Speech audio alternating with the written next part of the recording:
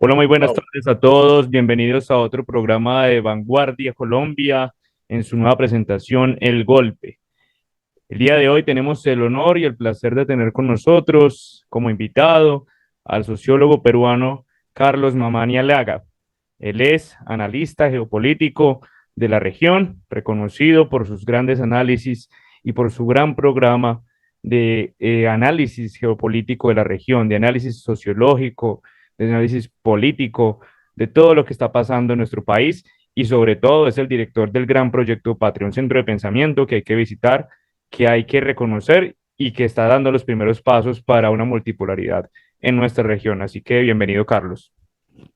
Muchas gracias, tocayo Carlos Rodríguez. En primer término, por el espacio, por las palabras de bienvenida a tu espacio tan importante, ¿no? En la difusión de ideas alternativas, de pensamiento estratégico, que dé cuenta justamente del mundo del siglo XXI en el que estamos viviendo, que es, como lo dijiste, la multipolaridad, y al cual pues nos estamos aunando como Proyecto Patria, ¿no? Somos tanques de pensamiento hermanados acá en nuestra Sudamérica. Exacto, Carlos. Aquí en Colombia y en la región quisiéramos conocer más de cerca qué es lo que está pasando hoy en Perú. Cuéntanos qué es lo que está pasando en términos del orden social, político, qué es lo que está pasando con esta nueva presidenta, estas nuevas movilizaciones. Cuéntanos un poco. Bueno, hay que hacer una pequeña reseña entonces para poner en contexto a la audiencia. Vamos a hablar del profesor Castillo. No se puede entender todo esta crisis, este entramado, tragedia nacional, por supuesto, ya como saben, vamos ya casi al rumbo a los 60 muertos. ¿Cómo no se puede llamar de otra forma si no es una tragedia nacional? Bueno. Nosotros somos de Cajamarca, como bien dijiste, de acá del norte del Perú, en los Andes del norte peruano, y conocemos al profesor Castillo personalmente. Hacia 2018 nos tocó hacer una entrevista para RPP Noticias, junto con él, nos entrevistaron a los dos sobre temas respecto a la agenda de género dentro de la educación, la currícula, ¿no? Por supuesto, perspectivas divergentes, en todo caso, adversas a estos enlatados ideológicos que normalmente se importan del occidente de decadencia a nuestras periferias, ¿no? Para que justamente sigamos donde estamos, en las periferias. Entonces, conocemos de primera mano quién es un hombre provinciano, eh, claro, dentro del canon de presidente que se debe tener, entre comillas, debe, no encaja pues el presidente Castillo. Pero bueno, él llega al poder de la mano de un partido llamado Perú Libre, del cual pues es también parte la señora que está ahorita en el poder, ¿no? La señora Dina Boluarte. Entonces, siempre lo dijimos desde un principio, muy pocos nos entendieron de lo que estábamos hablando, cuando decíamos que izquierdas y derechas han llegado al siglo XXI para significar nada, son significantes vacíos que solamente explican qué es ser de izquierda, qué es ser de derecha, ¿no? Es simplemente ser sociológicamente lo opuesto, ¿no? Uno del otro, nada más, no implica nada más. Entonces, en ese contexto, nosotros, nuestros análisis, como los suyos también entendemos, están más allá de estas categorías ya rancias, obsoletas, que ya no sirven para explicar nada más en este siglo XXI, ¿no? Entonces, el presidente Castillo, vamos a decir, era de raigambre popular, provinciana, tuvo siempre algo en contra suya, que era la escasa formación política, ¿no? De la cual se aprovecharon sus enemigos y los que decían que eran sus amigos también, como vamos a ver, ¿no? Entonces, un drama para el presidente Castillo, para la gente que confió en él, ¿no? Que dio su voto por él, que pensó en que por fin iba a darse un cambio estructural, ¿no? En la sociedad peruana, por tener un presidente indígena del interior del país, de Cajamarca, en fin, ¿no? En fin, sin embargo, nada más lejos de la realidad, porque como siempre dijimos, la izquierda que está en torno al profesor Castillo es una izquierda totalmente descafeinada, totalmente desoberanizada y por último desnacionalizada, ¿no? La señora Boluarte representa en cuerpo y alma a esa izquierda que de facto y de hecho, más allá de las anteojeras ideológicas, ¿no? Nos sacamos las anteojeras ideológicas y vamos a evidenciar cómo es que la ficción se devela a través de sus contradicciones, cómo es que la señora Boluarte, que viene de un partido de izquierda que en su momento era considerada la bestia negra por la derecha, ahora esté respaldada, apoyada por esa derecha. O sea, en estas contradicciones se devela la ficción. Entonces, eh, hay un sociólogo, que siempre me olvido el apellido, no sé si es Dugan, bueno, que siempre había evaluado, estudiado el asunto en el Perú, un fenómeno muy sociológico que son las élites neoliberales. Resulta que cuando se podría, salvando las discrepancias, salvando las distancias cronológicas de formación académicas, etcétera, entre Castillo y Fujimori, hay un parangón que se podía hacer. ¿Cómo así? Ambos llegan al poder con un discurso popular, ¿no? Fujimori en los noventas prácticamente dijo todo lo que Vargas Llosa no había dicho. Vargas Llosa nunca dijo vamos a hacer esto de tal manera, simplemente había dicho que él, mejor dicho, Vargas Llosa terminó diciendo lo que no dijo Fujimori y Fujimori terminó haciendo lo que Vargas Llosa había dicho. Vargas Llosa dijo, vamos a hacer esto ahí, reforma estructural. Fujimori nunca lo dijo. Fujimori era de los primeros candidatos, ¿no? Y esto fue la sensación en su momento, que llegó al interior del país montado de un tractor, con atuendos bastante andinos, etcétera, y se congració, vamos a decirlo, con el campesino, ¿no? Que siempre había estado acostumbrado a ver las elecciones como algo que sucede en la capital y poco más. Pero por primera vez un presidente de esas características, incluso descendiente de japoneses, logra identificarse con el poblador al interior, ¿no? Con un discurso claramente populista, ¿no? Frente a Vargas Llosa, que planteaba un discurso más tecnocrático, ¿no? Neoliberal en ese sentido. Fue más sincero, dicho sea de paso. Pero una vez que llega Fujimori al poder, como dice este sociólogo, hay unas estructuras dentro ¿no? del poder del Estado, que son las élites neoliberales, que terminan cooptando a Fujimori y haciendo que cambie la hoja de ruta, le dan la hoja de ruta, o sea, que abandone sus propuestas, ¿no? de entrada al poder, ¿no? Y se alinea al consenso de Washington, que por ese entonces estaba pues bastante en boga, ¿no? Estaba posguerra fría, iniciándose la unipolaridad, vamos a decirlo así, ¿no? Estados Unidos como gendarme y regente del mundo libre, también entre comillas, y así sucesivamente. Entonces, ahora, ¿cómo es que usted encuentra un parangón, señor Mamani, respecto a Fujimori y Castillo? Bueno, Castillo también llega al poder con un discurso popular, enfrentándose a una bastante, vamos a decir, aborrecida señora Keiko Fujimori, ¿no? Por gran parte de la población peruana, y en gran medida eso significó también el triunfo de Castillo porque nadie se iba a juntar con o iba a votar por Keiko Fujimori con la campaña que estaban haciendo y por toda la reputación de corrupción que pesaba en sus hombros, ¿no? Si hubiera de repente tocado competir electoralmente con otro candidato, es muy probable que el presidente Castillo no hubiera ganado, pero por azares del destino le tocó con Fujimori, ¿no? Donde es derrotada y como digo, Castillo asume con un discurso popular, pero ya no es una élite neoliberal la que lo copta a él como Fujimori, sino una élite progresista. Esto todavía no ha habido sociólogos que estudien este tipo de élites. Hasta ahora se ha estudiado las élites neoliberales, pero las élites progresistas, izquierda woke, izquierda caviar, como le decimos en el Perú, no sé cómo le digan en Colombia, porque de hecho existe, porque está bien extendida en todo el mundo occidental y en sus periferias, entonces acá se llama así.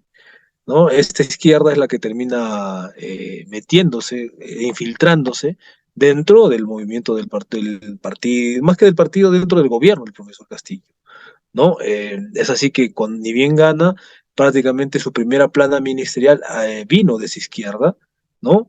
Y poco a poco bueno, se fueron yendo y ustedes saben que ha habido una serie de cambios, de recambios de ministerios, sobre todo el Ministerio de Energía, ministerios muy estratégicos que han estado en una incertidumbre y siguen en una incertidumbre bastante acentuada, ¿no?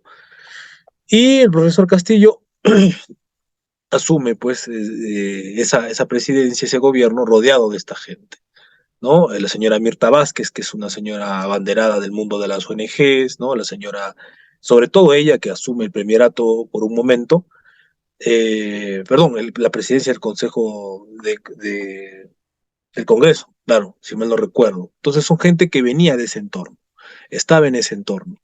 Y esta gente, como siempre le hemos dicho, no está pensando en términos nacionales ni de soberanía, ¿no? Sus agendas, por activa o por pasiva, siempre nos vienen de la unipolaridad de globalista, si se quiere, ¿no? Con excentricidades como la agenda de género, excentricidades como el animalismo, excentricidades, etcétera, etcétera, ¿no? Las nuevas masculinidades y todos esos temas que a poco o nada realmente contribuyen a un verdadero desarrollo nacional para el país.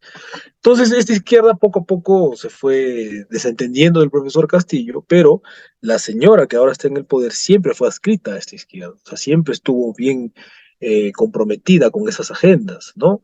Ella viene de una, también fue en su momento, fue ministro, si mal no recuerdo, de esas carteras que promocionan el género y todos estos temas. O sea, una caviar por donde se mire, progresista por donde se mire, globalista por donde se mire, y hay una foto que está circulando por las redes donde justamente se reúne con Klaus Schwab, ¿no?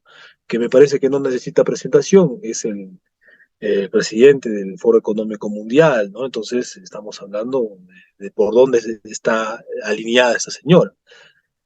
Y de un momento a otro, 2021, 2022, finalizando el 2022, se suscita lo que ya han conocido ustedes, seguramente como la prensa ¿no? lo ha estado promocionando, como un golpe de Estado, ¿no? Que Castillo ha dado un golpe de Estado, pero por favor, o sea, el profesor Castillo, que con la dudosa y escasa formación que tiene política, se le va a ocurrir hacer un golpe de Estado. Claramente esto es reflejo de lo inducido que él fue para lograr esto. O sea, nadie en su sano juicio se le va a ocurrir hacer un golpe de Estado. Hay muchas historias que ahora están circulando por allí, que los militares le hicieron creer que le iban a apoyar para que él diga esto, aquello. Bueno, puede ser, ¿no? Eso nunca lo sabremos a ciencia cierta. Lo que sí sabemos es lo que vemos. Y lo que vemos es que pues no cuadra. O sea, esta situación parece que se le hubiera tendido una trampa, que todo estuviera planificado para llevarnos a toda la crisis que ahora estamos padeciendo. Porque, o sea, como dijimos en una entrevista anterior, no se trata de la señora Boluarte, el premier Otaro. Los ellos se van a ir, que va a pasar un año, 2 años, 3, 4, 5, pero igual se van a ir. Esto es un tema, una cuestión estructural. Estamos viendo cómo a 200 años de instaurada la República demoliberal en el Perú, los ideales de la ilustración, la libertad, la igualdad, la fraternidad fueron palabras que se llevó el viento. O sea, en 200 años de democracia liberal, de proyecto ilustrado en el Perú, o sea, se ha logrado cualquier cosa menos eso, ¿no? Entonces vemos cómo estas cuestiones históricas, estos resquebrajamientos, estas heridas que el Perú no ha podido sanar, se nos reflejan una vez más como se reflejaron durante la guerra interna y anteriormente, ¿no? Durante toda la era republicana. O sea, son cuestiones que están allí. O sea, cuando se da la independencia en el Perú, no es que eh, se independiza el Perú, bueno, ninguno de nuestros países en realidad. Se independiza Lima, sí, Lima con respecto al interior del país. Empieza a capitalizar, a concentrar la economía, la demografía, y bueno, y es ahora que tenemos una ciudad monstruosa por donde se mire, ¿no? Que estuvo diseñada para albergar aproximadamente 3.100.000 personas y ahora tiene ya más de 10 millones, 11 millones, o sea, se dan cuenta de lo que estamos hablando. El Perú padece de un problema endémico de lo que denominan los sociólogos urbanos como macrocefalia, ¿no? Donde las grandes urbes terminan absorbiendo, y esto también lo vio Haushofer en su momento, las energías de la nación, ¿no? Terminan succionando las energías de la nación. Entonces, al quitarnos población, o sea, al no generar polos de desarrollo al interior del país, ¿qué pasa? La población que se ve desempleada, que no tiene un trabajo fijo, tiene que buscar a dónde hay, entre comillas, mejores oportunidades de trabajo, bueno, que muchas veces no es así, pero bueno, en la práctica es esa, ¿no? Lima ha concentrado y sigue concentrando a la población, que es el recurso más importante de todo país, ¿no? Entonces son muchos factores por los cuales nosotros podríamos abordar la problemática que estamos hoy día tratando de dilucidar, ¿no? Por la que está pasando el peruano, una verdadera tragedia nacional. Y el Proyecto Patria desde este espacio intenta más o menos dar una perspectiva diferente a lo que los grandes medios de comunicación han venido diciendo, ¿no? Que ha sido un golpe de Estado, que esto es culpa de Castillo y todo Castillo céntrico, luego ahora en el sentido de la señora Boluarte, todo allí. O sea, esto es mucho más complejo, ¿no? Donde intervienen, por supuesto, variables de índole geopolítica que veremos posteriormente, ¿no? Muy bien, Carlos. Hace muy poco salió una orden, tú mismo nos la compartiste, que era el llamado desde la misma presidencia y del mismo Consejo de Ministros para que se hiciera o se pudiera realizar una intervención o una presencia de tropas extranjeras en tu país. ¿Qué tan cierto es esto? ¿Esto cómo se ha venido tratando en los medios o digamos en el pueblo peruano? Bueno, esa es una información que ha estado circulando y que sigue circulando a través de las redes sociales. El Ministerio del Interior, no, Defensa, perdón, no recuerdo bien el apellido del ministro, pero justo ayer estaba comentando al respecto, diciendo que eso no es verdad y que lo que sí se está haciendo, está viniendo una misión académica del Instituto Real Elcano, me parece, de España, en una nave, ¿no? Bueno, eso es lo que dijo, pero otros de ahí han dicho que no, que ha sido falso, pero más allá de que sea falso, no, en este contexto en el que estamos de plena unipolaridad, declive, multipolaridad en ascenso, en todo este quiebre, ¿no? En el sistema mundo, eso podría pasar, o sea, no está muy en realidad, ¿no? Como digo, de que sea verdadero verlo desde una perspectiva geopolítica, en el sentido de que, ¿me escuchan? Perdón, Sí. aló, ah, disculpa. En el sentido de que si no entendemos lo que está pasando a escala global, lo que hay incluso histórica, no vamos a comprender lo que está pasando al interior de nuestras fronteras. Vamos a pensar que somos elementos aislados, de que es un conflicto entre peruanos, y bueno, va a hacerse, se va a caer en esas perspectivas tan infames y miserables que está divulgando Occidente actualmente a través de su prensa, ¿no? Hace rato nos entrevistaba Víctor Tarnowski para su canal y entre otras cosas nos reflexionaba él de cómo es que por cuestiones mínimas en otros países se hace un escándalo mediático a escala mundial y en diversos idiomas, cualquier levantamiento o desestabilización en Rusia, cualquier levantamiento o desestabilización en Irán y así sucesivamente. Es, ¿no? En el caso del deportista este iraní ha sido o prácticamente promocionado a escala global, cuando están los movimientos feministas también. Pero, ¿cómo es posible que ya nos vamos hacia los 60 muertos en el Perú y prácticamente se esté hablando de cuestiones ínfimas? O sea, sin entender y comprender o dar a entender y comprender las verdaderas implicancias o las graves implicancias de todo esto que está pasando. O sea, como que hay un doble rasero para ciertos temas, ¿no? De ciertos países. Cuando el país es aliado de Estados Unidos, como es el caso del Perú, entonces, no, no podemos, no nos olvidemos, ojo, porque la señora Boluarte, con las primeras, vamos a decir, gentes que se reúne al asumir, fue con la señora, recuerdo bien su apellido, pero es la señora embajadora de Estados Unidos en el Perú, ¿no? Entonces, vamos bien por dónde está yendo. Esto no se puede desentender a lo que voy, ¿no? ¿Por qué digo esto? Digo esto para que se entienda que esto no se puede desentender de lo que está pasando a escala global. Recientemente, y a mi entender, el mejor análisis de los intelectuales peruanos todavía vivos, ¿no? Lo ha hecho Luis Guillermo Lumbreras.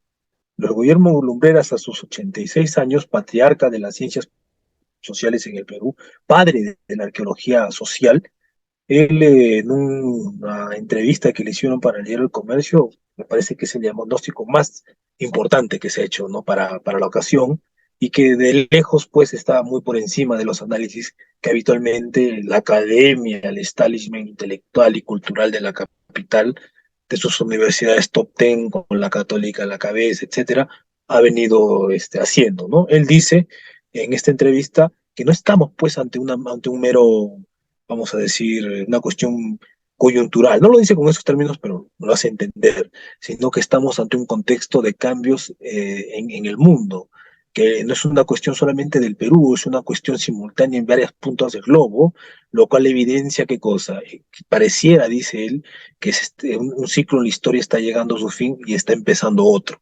¿no? O sea, él está traduciendo, está vislumbrando con esas frases, con esas reflexiones que él hace en esta entrevista, lo que estamos viviendo, ¿no? La caída de un orden internacional unipolar, atlantista, por lo menos hace 2 siglos anglosajón, y la emergencia de un mundo multipolar, ¿no? Que ya no es solamente de una sola cultura, sino de múltiples civilizaciones, múltiples culturas que intentan hacerse un lugar en el sistema mundo, y bueno, y de facto ya lo están haciendo, no de jure, sino de facto, ¿no? Lo jurídico vendrá luego, con las instituciones y todo lo demás, pero de momento se está construyendo por los elementos fundamentales de la geopolítica, lo militar, lo económico, digamos, lo más importante. A partir de eso, Rusia en lo militar, China en lo económico, están moviéndolo el piso a ese occidente y lo está reconfigurando, ¿no? Entonces, más o menos es un marco general en el que nos encontramos. Lumbreras es brillantísimo cuando lo plantea de este modo. A nosotros nos pareció muy grato y nos ascribimos plenamente a la perspectiva, al análisis del doctor Lumbreras, que nosotros, por supuesto, sin haberlo leído, ya lo conocíamos y siempre lo divulgábamos. Qué bueno encontrar colegas que estén vamos, tengan también esa perspectiva amplia de ver este contexto peruano tan crítico, trágico, lamentable, doloroso, y entenderlo en su verdadera dimensión, que es escala, vamos a decir, universal, geopolítica, histórica, global, ¿no? El fin de un ciclo, el inicio de otro, ¿no? Y el eterno retorno, y la historia no es lineal, sino es cíclica, porque si uno se da cuenta, esto que está pasando ahora en Lima, que los medios denominan la toma de Lima, bueno, eso es algo que se ha visto, no ahora, o sea, se ha visto siempre. Cuando uno revisa la historia de Lima, vamos a ver que desde épocas virreinales Lima siempre ha sido sitiada por las masas indígenas del Perú, del interior, justamente de esos mismos lugares actuales, del centro y del sur. Entonces no es nuevo, o sea, sí, se da bajo otros formatos siempre, pero el contenido y la esencia son las mismas porque mientras sigan existiendo las mismas condiciones sociológicas, económicas, que hagan o permitan la exclusión de una inmensa mayoría, los problemas se van a seguir dando. No es como dicen ciertos despistados por ahí, que es una cuestión de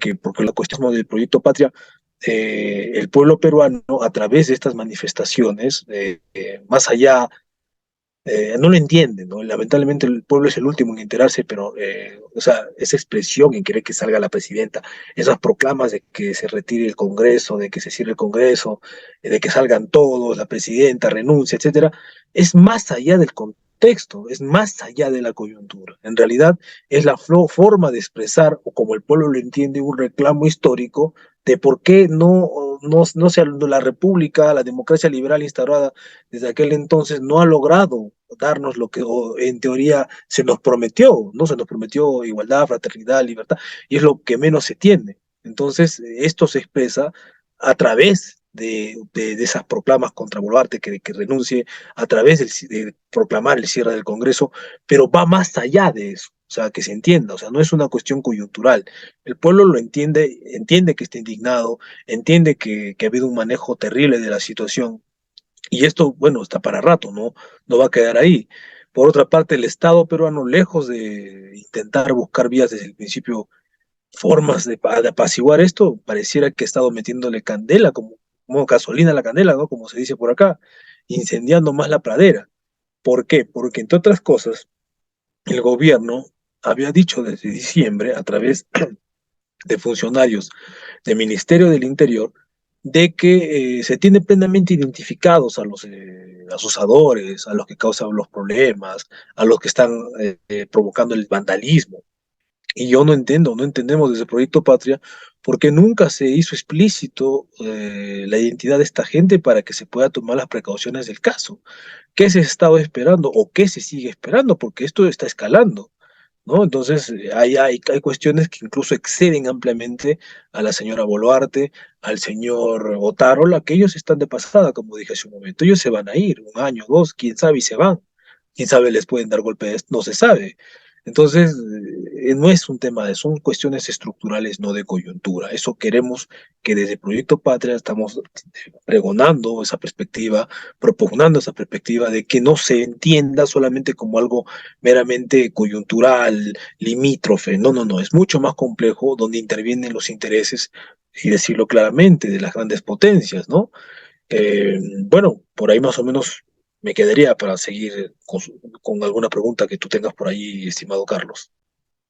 Bien, Carlos, se está comentando, es una interpretación que se ha venido socializando desde hace unos días. Algunos politólogos como Jair Ferrame lo han venido también comentando, y es el hecho de que en Perú, en Brasil y bueno, en Latinoamérica en general, así como ha pasado, ha venido pasando en África desde hace algunos años, los proyectos de la unipolaridad, es decir, todo lo que son las multinacionales y los proyectos militares de Estados Unidos, pero también la presencia económica y política de potencias como Rusia y China en la región.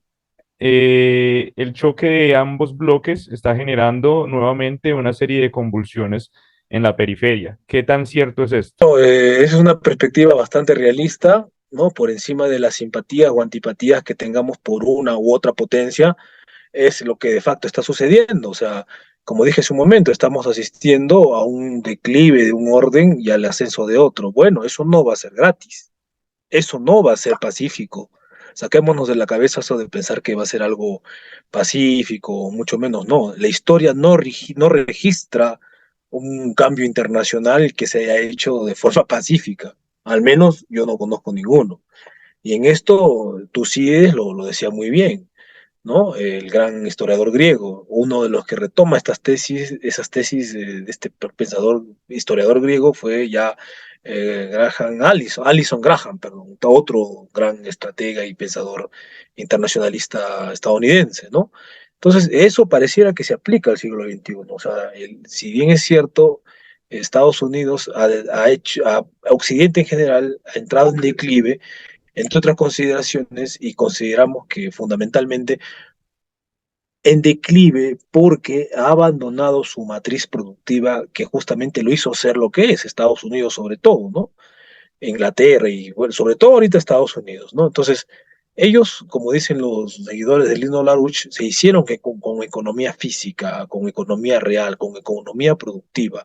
Ese es el Estados Unidos que había más o menos avisorado en su momento este gran pensador, más que pensador, un gran patriota norteamericano, y estratega y analista también, intelectual, eh, Alexander Hamilton, ¿no? Él había más o menos prefigurado un Estados Unidos con esas características, y de hecho los que le siguieron, ¿no? Los padres de Estados Unidos, de la independencia y los padres de la patria, como dicen, lo tenían muy en claro. Y empezaron a desarrollar eso, ¿no? Lo que es una industria naciente. Esto muy bien lo explica, entre ellos, bueno, Lino Larousse lo explica en varios textos, más a nuestras latitudes, el doctor Marcelo Ullo también, en su subordinación fundante, y vamos viendo cómo es que estos países, empezando por Estados Unidos, utilizan o se hacen así, instrumentalizando prácticas que no tienen que ver con el liberalismo económico, con el librecambismo, sino todo lo contrario, ¿no? Entonces, estamos viendo cómo es que es Estados Unidos, a mediados del siglo XX, tras la Segunda Guerra Mundial, abandona esa perspectiva de la economía y se lanza a los brazos de la especulación financiera, ¿no? De los bancos. Entonces se abandona el patrón oro y se empieza a producir billetes ad infinitum, a fabricar, ¿no? Sin sustento real en economía física, productiva. Entonces, dejó de ser productivo en otros términos, ¿no? Para centrarse en la ficción de lo que son las finanzas. Toda esta producción mundial, ¿a dónde se ha trasladado? ¿No? Si hay algún lugar a donde se ha ido, debe haber algún lugar, porque, o sea, si estaba en Estados Unidos, ¿a dónde se ha ido? Y eso la respuesta es, pues, en estas partes del bloque euroasiático, con especial mención de China, la India y también Rusia, por supuesto, ¿no? Que es un trípode triángulo estratégico euroasiático sobre el que se está construyendo un nuevo orden internacional concentrado y centrado en materias primas, producción e infraestructura, ¿no? Frente a un caduco y decadente orden internacional atlantista unipolar regentado por Estados Unidos, angloamericano, que ya no tiene nada más que ofrecerle al mundo, sino la guerra, el caos y la destrucción, antes pues de, o como muestra de manotazos de ahogado, o sea, cuando el tigre, dice el dicho, ¿no? Cuando el tigre es más peligroso cuando está herido, y bueno, lo estamos viendo. Entonces, vamos a ver cómo esto se va a ir profundizando. Ahora, ¿cómo es esta dinámica que muy grosso modo y tal vez muy apresuradamente he intentado delinear, se expresa en el Perú, se expresa en la región, en Sudamérica? Veamos. El Perú es un país muy estratégico, geopolíticamente hablando, en la región, porque está dando el rostro al Pacífico, se ubica en el centro del flanco occidental de Sudamérica, dando el rostro al Pacífico y a las potencias euroasiáticas del siglo XXI, a las potencias del siglo XXI, a las potencias en emergencia, bueno, ni tan emergentes porque ya emergieron, bueno, ahora están posicionándose. Entonces, en ese contexto, el Perú siempre ha tenido una condición, como repito, muy estratégica desde San Martín y Bolívar. Ellos entendían que inevitablemente tenía que pasarse por el Perú, no solamente porque se concentraba el poder del Imperio Español en Lima, ¿no? Sino también porque estratégicamente es el nodo de conexión entre el norte y el sur, ¿no? Tanto del norte al sur como del sur al norte, ¿no? Y no ha dejado de ser así. Entonces, esto hace del Perú inextricablemente un punto de referencia, ¿no? Para los planes del Pentágono en la región, porque es donde por allí se está empezando a desestabilizar la región, como no se lo puede hacer por Venezuela por obvias razones, se lo puede hacer por un aliado que está presto a nuestros planes, ¿no? ¿Y qué planes está hablando? ¿De qué planes habla? Hay un pensador militar estadounidense llamado Evan Ellis, o sea, esto es totalmente público, no es una cuestión que estoy inventando, que es prácticamente un doctrinero y es el encargado, es el experto, el gran experto, es el Colegio de Guerra de Estados Unidos, el gran experto en Latinoamérica y su relación con China, ¿no? Los intereses de Estados Unidos frente a Latinoamérica, su relación con China, ¿no? Entonces, los norteamericanos siempre han tenido, como se sabe, muy vigente la doctrina Monroe. En ningún momento han bajado la guardia. Y ahora estamos viendo una suerte de neo-monroísmo, ¿no? O un monroísmo 2.0, ¿no?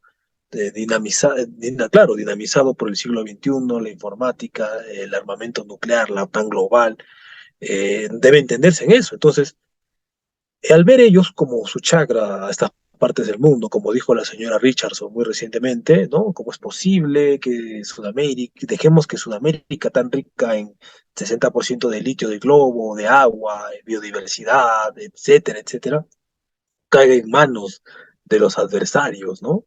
De China y de Rusia. O sea, es un tema muy estratégico. Entonces, la doctrina Monroe, para el que no lo tiene muy claro, siempre ha servido para justificar las intervenciones de Estados Unidos dentro del resto de lo que es América. Por supuesto, la América del Centro, que conoce muy bien de sus invasiones, y la América del Sur, a la cual pues consideran que somos parte, que nuestros recursos son de ellos también. Como decía el informe Kissinger, ¿no? En ese texto bastante infame implica el crecimiento poblacional mundial para los intereses de la seguridad de Estados Unidos en ultramar.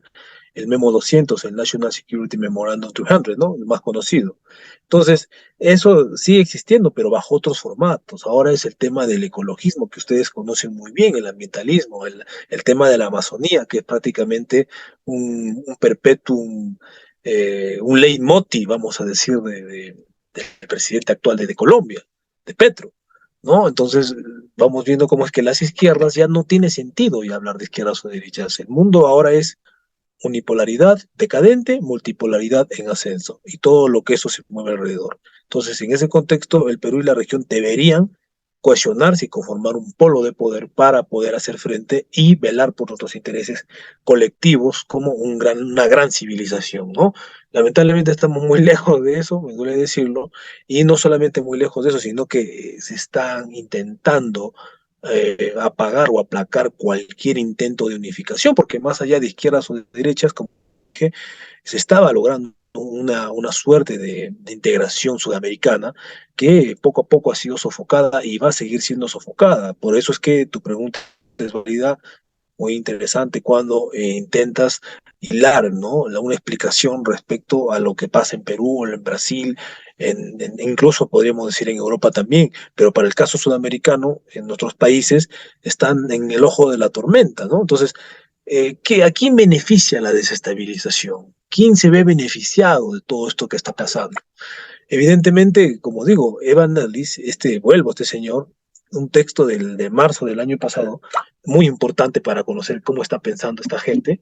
En este texto de marzo del año pasado se llama, sí, entonces estábamos hablando de un documento importante para comprender desde la geopolítica, desde la geoestrategia, lo que está pasando al interior de nuestras fronteras, porque como decía un gran estadista sudamericano a mediados del siglo XX, la verdadera política es la política exterior y no ha dejado de ser así y sigue siendo así. Por buen tiempo va a seguir siendo así, me parece. Entonces, este documento es de marzo del año pasado y el nombre ya es bastante perturbador, bastante insidioso, ¿no? En esa misma línea de los informes de Kissinger y el pensamiento estratégico norteamericano con respecto a la región, por lo menos desde mediados del siglo XX hasta la actualidad. Este informe se llama Preparación para el deterioro del entorno estratégico de América Latina y el Caribe. O sea, de por sí el nombre es bastante, como les digo, insidioso, que incluso ya no necesita mucho explicar.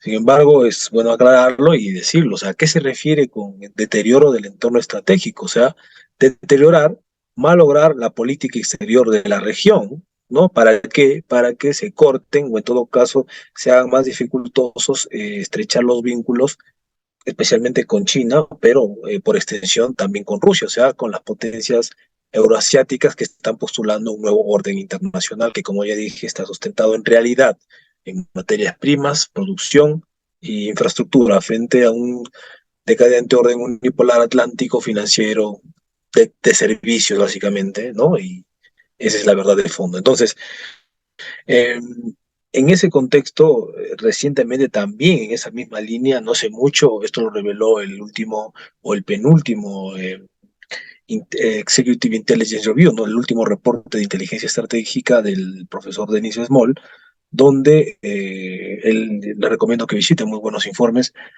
donde saca a la luz un documento muy interesante, mucho más reciente, ¿no? El que ya dije es del año pasado, de marzo, y el que estoy hablando ahora es uno de hace una semana aproximadamente, un poco más de repente, pero acá nomás a la vuelta de la esquina.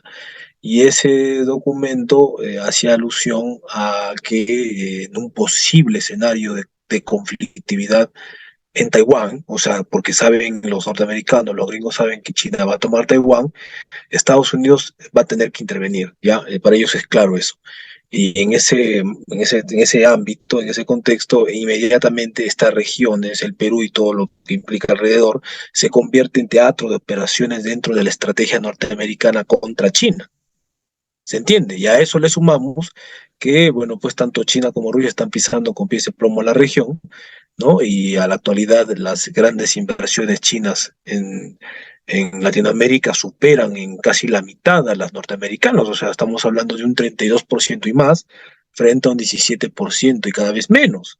Entonces, definitivamente esto los pone muy nerviosos a los norteamericanos, a tal punto de que ya consideran que deben tomar medidas importantes, ¿no? Respecto, por ejemplo, al puerto de Chancay, que es un puerto, un megapuerto que va a construirse en teoría bajo financiamiento chino, bajo infraestructura china, dirección china, pero lo que no les parece a los norteamericanos o lo que ellos ven en esto es un uso dual, dice en este informe Evan Ellis. Ellos entienden de que esto puede utilizarse con fines comerciales, pero en una eventual eh, conflictividad en el Indo-Pacífico en torno a Taiwán, ellos podrían utilizar también esta plataforma portuaria como una plataforma militar, naval, ¿no? Para interceptar a cargamentos, ¿no? Buques que vayan con contenedores, qué sé yo, que vayan a Estados Unidos con alimentos o materias primas, ¿no? Que ellos necesitan. Entonces, es una estrategia de toda la vida, reactualizada al siglo XXI, en lo que algunos denominan, otros critican, una guerra fría 2.0. ¿no? Y en ese contexto, como digo, el plan es ese, es estabilizar la región para lograr el entorno estratégico, para no poder relacionarnos con esas. Pero es, como digo, son manotazos jugados. Va a tener retrasos, va a tener complicaciones, pero esto se va a hacer. O sea, les guste o no les guste. El tiempo, eso va a ser así, ¿no? Pero antes que eso, va a suceder cosas como las que estamos viendo. O sea, están deteriorando el entorno estratégico de la región. Por eso es que solo así se explica que el Estado peruano esté catalizando procesos que ya están latentes en la población y que no pueda solucionar de una manera tajante, fulminante, esto como tendría que hacerse.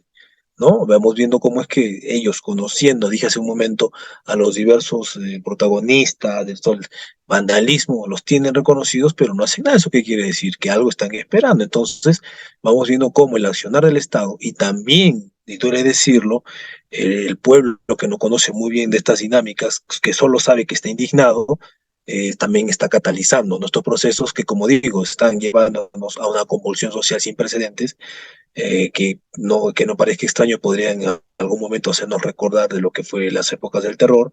Posteriormente se está buscando en ese mismo sentido intensificar más esto para generar movimientos separatistas al sur del país, que ya dije también, y en el peor de los casos generar un conflicto con Bolivia, que para variar es el corazón prácticamente geopolítico de Sudamérica, con conexión en todos los países de la región. Se habla desde hace varios años de que en Perú hay una crisis o por lo menos un gran problema de gobernabilidad. ¿Cuál crees o cuál es, digamos, el programa o la interpretación de Proyecto Patria, la propuesta de Proyecto Patria, para solventar o para solucionar definitivamente esa crisis de gobernabilidad? Y me gustaría que trataras un poco, pues, un concepto que ustedes manejan bastante, que es el de la diplomacia popular. ¿Nos podrías explicar un poco sobre esto? Bueno, por partes, como decía Jack el Destripador. Bueno, vamos a decirlo, nosotros no nos consideramos ninguna panacea, ni tampoco queremos darle la solución al pueblo peruano, ¿no? Queremos sí compartir lo que nosotros creemos, que de repente puede ser, y que bueno, y que a mucha gente le está pareciendo importante, que bueno, y a otros no seguro, pero más allá de eso es lo que nosotros creemos que tenemos que hacer como peruanos, como sudamericanos, que es nuestra obligación patriótica, soberana hacerlo, ¿no? Nos sentiríamos mal si no lo dijéramos y no lo intentáramos hacer. Entonces, nuestro diagnóstico es que todo lo que tú estás viendo, lo actual, la crisis actual, que ya prácticamente, si tú te das cuenta y tú bien lo dices, crisis tras crisis, presidente tras presidente, y desemboca y revienta en esto, ¿no? Si estén casi 60 muertos, o sea, hay que verlo así. No es una cuestión de la noche a la mañana, o sea, ha seguido toda una secuencia. Mira cuántos presidentes. Es el único país en el mundo con semejante inestabilidad, me parece, y ahora más que nunca. Entonces, vamos viendo cómo esto se ha acumulado, ha explotado de una manera nada agradable, dicho sea de paso, ha sido terrible, es una tragedia nacional a estas alturas ya, que no que los medios occidentales no lo promocionen como tal y lo hagan quedar como una cuestión menor. Bueno, qué intereses pueden haber, no voy a entrar en detalle, pero ya más o menos tenemos una idea. Y entonces, vamos viendo cómo es que se va generando capacidades de choque al interior de la sociedad peruana, pero estas capacidades de choque no tendrían razón de ser. Estos asusadores de los que habla el Estado, que no negamos su existencia, no tendrían razón de ser si no existieran condiciones que hicieran posible la germinación de estos fenómenos, ¿no? Que estamos viendo ahora. Entonces, mientras sigan existiendo estas condiciones sociológicas, económicas, que han venido lastrando una buena parte de la población que no hace sentido incluida, que se siente de otro país incluso y que siente que Lima no le ha dado nada, al contrario que le ha quitado. No, no es un tema de no saber votar o no, son cuestiones ya de índole estructural. Entonces, ¿por qué estructural? Porque, como hemos dicho más de una ocasión, esto no es un tema coyuntural, no es ni de Boluarte, ni de Castillo, ni del señor Otárola. Esto es mucho más complejo y profundo, ¿no? Hay que ver la historia, hay que entender que este es un tema estructural, y como digo, mientras se sigan manteniendo esas estructuras sociológicas, económicas que permiten la exclusión de la población, vamos a ver esto y peores cosas tal vez. Y vamos a ver gente que se está aprovechando o se aprovecha de esas condiciones para generar el caos, como digo, la desestabilización, empezando por el Perú y introduciéndose a la región poco a poco. ¿no? Porque al otro lado, en el Atlántico, en Brasil, también están en esa misma dinámica. Entonces, todo esto no es gratis. Esto ya hemos delineado en la anterior sección toda una geopolítica, una geoestrategia del imperialismo en decadencia norteamericano por intentar aferrarse, ¿no?, a algo que sienten que otros foráneos se están apropiando, ¿no? En el caso de China, por supuesto, ¿no?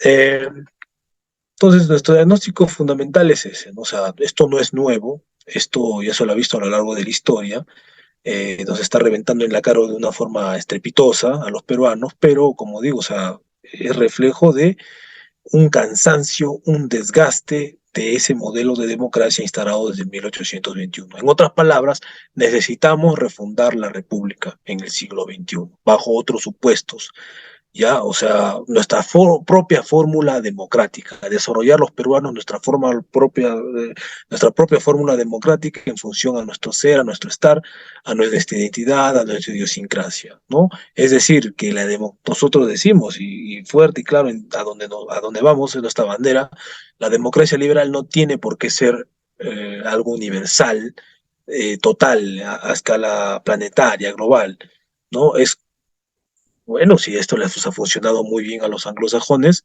los felicitamos por eso, pero pensar que va a servir a los chinos, a los rusos, a los árabes, a los iraníes, qué sé yo, a los peruanos, colombianos, a los sudamericanos, es un fundamentalismo y eso se llama fundamentalismo democrático. Y hay que desterrar y empezar a buscar nuestras formas, propias fórmulas democráticas para nuestros pueblos, para encontrarnos con nosotros mismos y avanzar hacia un destino en común, de comunidad, ¿no? De proyecto de nación. Entonces, nosotros vemos ahí justamente la raíz de todo lo que está pasando, no de ahora, pues es una cuestión ya histórica que mientras sigan existiendo esas mismas condiciones que permiten esa exclusión, seguirán rebrotando bajo diversos formatos, ¿no? Ahora lo tenemos bajo lo que estamos viendo ahora, los supuestamente castillistas, y lo que dicen los gobiernos terroristas, etcétera, son motes para eh, poner epítetos a movimientos que son endémicos y que seguirán existiendo mientras sigan existiendo esas condiciones, bueno, sociales, ¿no? ¿Cuáles han sido o cuál es la relación con, o cómo está la relación del Estado peruano con Bolivia y con Chile? ¿Nos puedes dar algunas anotaciones sobre relación de Perú con estos países? Bueno, históricamente con Bolivia no han sido malas las relaciones, ¿no? Si vemos, hacemos un balance, han sido normales, por decirlo de un modo, estables, ¿no? Bueno, con Chile ya, bueno, por la cuestión de la guerra con Chile, lo mal llamada Guerra del Pacífico, etcétera, han habido problemas, ciertos resentimientos aún no superados, que están latentes también, ¿no? Entonces, hay vamos a decir, una relación ambivalente, ¿no? Con Bolivia de una forma, con Chile de otra. Ahora resulta muy interesante que menciones estos tres países porque se supone dentro de los marcos actuales de lo que se llama Estado plurinacional, ¿no? Que es algo que también están inyectando dentro de los procesos constituyentes contemporáneos en la región, se tiene previsto generar un Estado Aymara que tenga que recortar, por supuesto que no va a haber otra forma, territorios tanto de la parte boliviana, que es la más contundente, peruana, y chilena, ¿no? Generar un Estado allí en el sur, en esa parte del globo, de Sudamérica, pero recortando territorios. Claro, puede darse, yo no digo que no, pero eso no se va a hacer gratuitamente. Eso va a requerir previamente una reconfiguración geopolítica en la región fronteriza que a su vez va a implicar una conflictividad bélica, hay que decirlo claramente. Como dije hace un momento, eso es lo que se está buscando. En última instancia, se está buscando la confrontación entre Perú y Bolivia para desestabilizar no solamente a Perú y Bolivia, sino a los que circundan, porque Bolivia en cierta forma es como un estado pivote porque se relaciona con un montón de fronteras. Y eso va a traer consecuencias muy lamentables para la región, que prácticamente los problemas limítrofes aún no se han solucionado del todo. Con la misma Colombia siguen existiendo ciertos problemas ahí en las fronteras, con Leticia y etcétera, ¿no? Con Ecuador todavía. Entonces es muy fácil sembrar el caos en la región, como te darás cuenta. Es solamente cuestión de activar los mecanismos y se desencadena por sí solo. Entonces, así como pasó con Oriente Medio, así como pasó con África en su momento. Poco a poco estamos viendo cómo es que Latinoamérica está entrando a esos ciclos de desestabilización y lamentablemente porque normalmente hemos sido considerados una región relativamente pacífica, ¿no? Por bastante tiempo. En cuanto al sur del país, ¿qué tan cierto es este tema que se está divulgando sobre las intenciones o pretensiones secesionistas del sur de Perú? Sí, bueno, yo voy a serte sincero, yo te hablo con conocimiento de causa, porque por parte paterna yo tengo familia ya, mi apellido de hecho es muy común allá, de todos los fallecidos, si tú te das cuenta, la mayoría tiene ese apellido Mamani, es muy común, es un apellido aymara dentro del sur del país. Bueno, yo me crié en el norte, pero conozco también, y te digo, que ahí sí hay un resentimiento marcado y hay una identidad muy fuerte para el lado aymara, es decir, para Bolivia. Nosotros no tenemos nada contra los bolivianos. Yo pienso que deberíamos trabajar en proyectos en común, como en el tema del Titicaca o en el tema de generar centrales nucleares, etcétera. Pero lamentablemente se está buscando todo lo contrario y esto va a terminar mal. Entonces, hay esa población que no hay ningún problema, que se siente muy identificada con Bolivia y que es la que está siendo asusada para pasarse a ese lado. O sea, al final de cuentas, los planes, ya se habla, la derecha habla de los planes de Evo en cierta forma tan mal no están, o sea, porque esas partes del Perú son justamente las más ricas en los minerales estratégicos para el siglo XXI, como el litio, ¿no? O sea, normalmente se hablaba de un triángulo de litio entre Chile, Argentina y Bolivia, pero desde el 2017 se descubrieron los yacimientos de litio más grandes del mundo en Perú, justamente allí en Macusani, que es un distrito de Puno, en frontera con Bolivia, aparte de las grandes, ingentes cantidades de uranio que también se tiene, o sea, materiales altamente estratégicos para el predominio de las potencias. Entonces, para nadie es un secreto que en Bolivia trabajan empresas chinas que por supuesto están muy interesadas también en esas riquezas, o sea, siendo realistas, ¿no? Al margen de simpatías o antipatías, vemos eso claramente. Entonces, si es, hay un componente, hay una base, como si respondiendo a tu pregunta, sobre eso que se dice, ¿no? Respecto a que esta gente se siente más afiliada, más identificada con la nación aymara, etcétera, puede pasarlo, o sea, no digo que no, porque las condiciones existen y el Estado promoviendo esto, catalizando procesos, lejos de ser ordenador, es subversivo. En términos ya de lo que es geopolítica a nivel mundial, se está hablando, obviamente ya todos comprendemos que está habiendo un proceso de decadencia del proyecto unipolar y de ascenso de la multipolaridad. En este sentido, y digamos en nuestro escenario regional, latinoamericano, hispanoamericano, iberoamericano, como se quiera, el Perú, ¿cuál sería el rol de Perú en un proyecto geopolítico multipolar de la patria grande? ¿Cuál crees tú que sería el rol estratégico de Perú dentro de la patria grande? Bueno, y así en lo que es estratégico y desde una perspectiva de infraestructura, vamos a ver que como dije hace un momento, está en el flanco, en el centro del flanco occidental de Sudamérica, dando el rostro al Pacífico, que es, no soy partidario de Pinochet, pero Pinochet la tenía muy clara cuando hablaba de geopolítica y entendía que el siglo XXI iba a ser el siglo del Pacífico, ¿no? Y a eso estamos yendo, ya es así.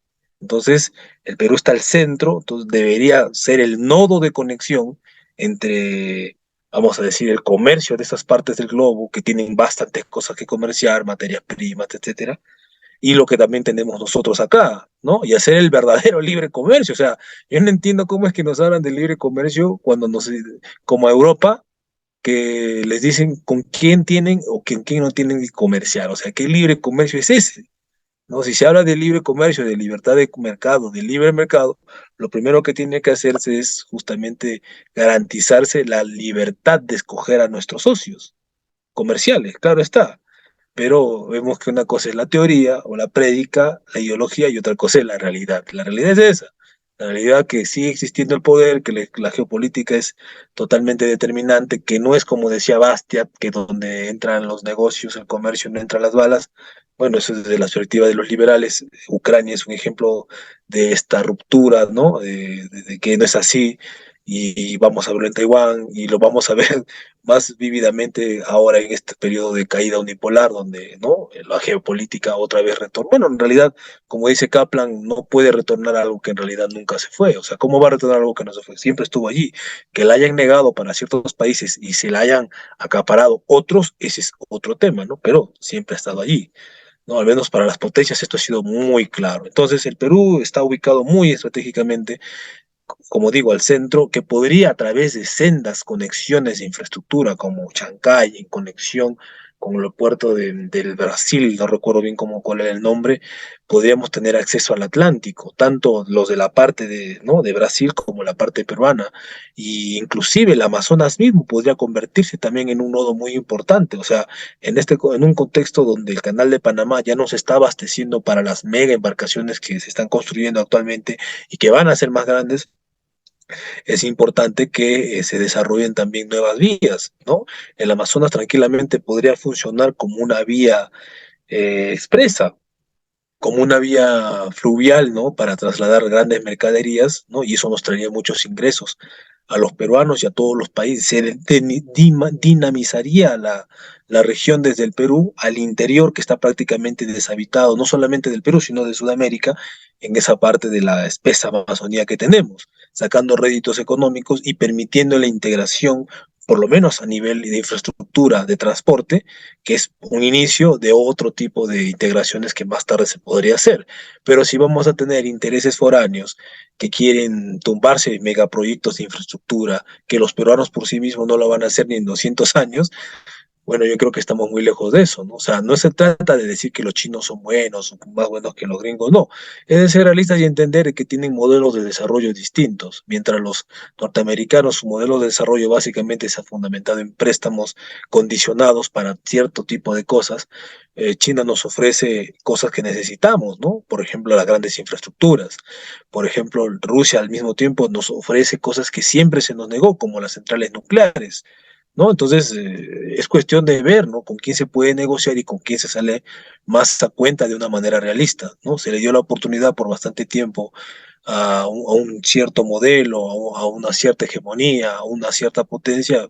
Prácticamente son 60 años desde que se creó Alianza por el Progreso y prácticamente nada ha cambiado. Seguimos más pobres a como nos encontraron. Entonces, creo que es necesario generar un nuevo orden internacional con nuevos socios en los cuales podamos unificados primeramente, por lo menos no a nivel, vamos a decir, jurídico estatal, pero sí en la idea, ¿no? De integrar una patria grande y verdadera para el siglo XXI y desde esa plataforma intentar hacer valer nuestros intereses en la arena internacional de este siglo XXI. Tan sencillo como es. En Perú, ¿cómo se está trabajando el tema Amazonas en términos geoestratégicos y sobre todo con los diversos planes globalistas que hay para el Amazonas? Bueno, no hay ningún movimiento en serio que esté cuestionando, por ejemplo, el Tratado Escazú, que es un tratado que vulnera nuestra soberanía, no solo del Perú, sino de toda la región en materia de manejo de la Amazonía, ¿no?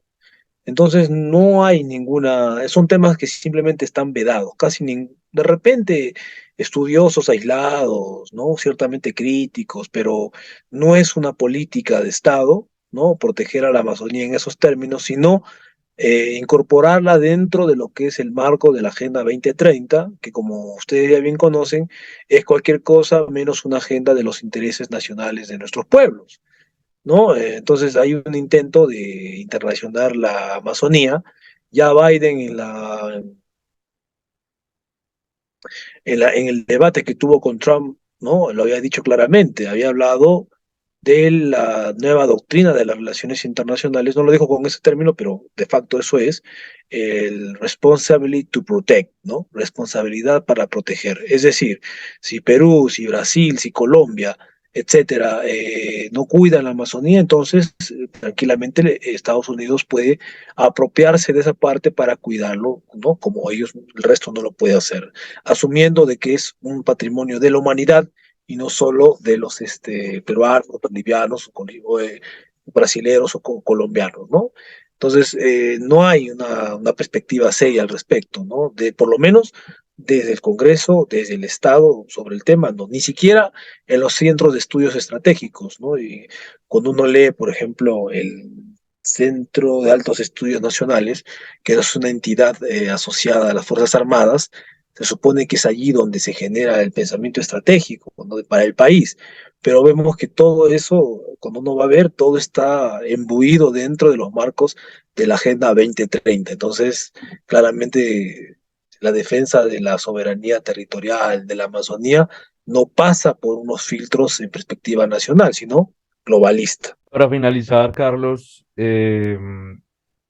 siguiendo el marco de la patria grande, ¿cuál crees tú que deba ser la relación muy en específico del Estado peruano y el Estado colombiano? ¿Cómo crees que puede ser la relación de aquí en adelante?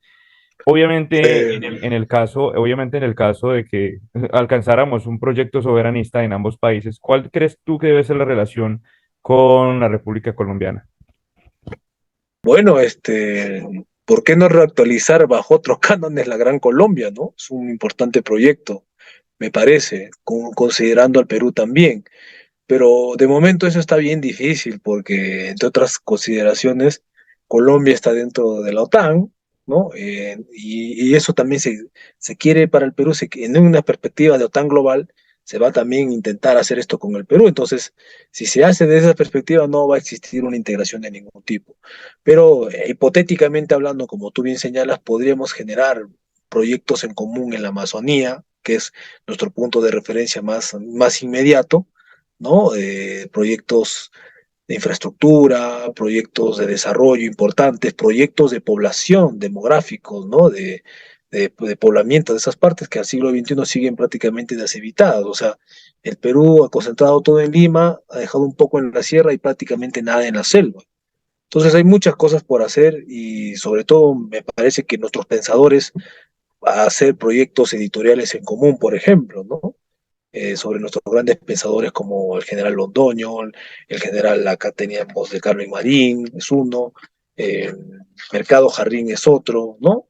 Llevar a la práctica lo que ellos en su momento ya habían esgrimido, habían avisorado perfectamente de que Sudamérica en algún momento de la historia se iba a convertir en el campo de batalla de las potencias, ¿no? Entonces, eh, si bien es cierto, abogamos por una parte grande, por una integración continental, esto no se va a hacer de la noche a la mañana. Considero que se va a hacer poco a poco, de país por país, y Perú con Colombia comparten muchas cuestiones en común culturalmente.